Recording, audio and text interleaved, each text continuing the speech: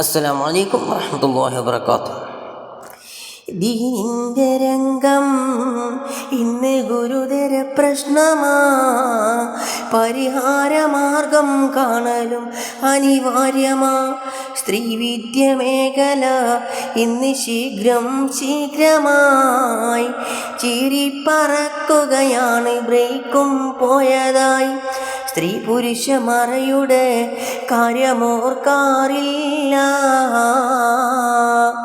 മുസൽമാനി തീരെ ശ്രദ്ധയും അതിലില്ല.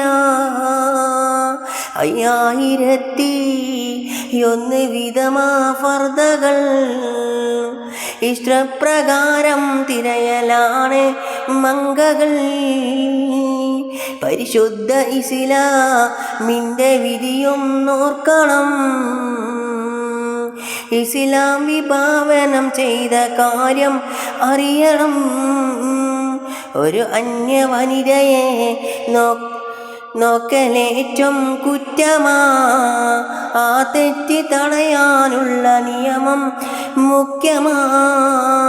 ഹിജാബ് എന്ന പേരതിനും ഉള്ളത് ഹിജ്റയുടെ 5-ാം കൊല്ലമാ നടപ്പായത്.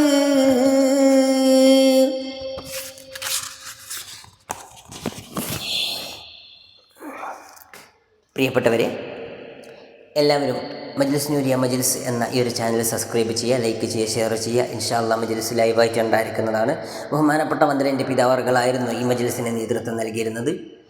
ബഹുമാനപ്പെട്ട ഷരീഫ് ഉസ്താദ് അവർകൾ, ഞാൻ ബഹുമാനപ്പെട്ടവരുടെ മകൻ മുഹമ്മദ് ഷാഫി മുസ്ലിയാർ അവർകളാണ്.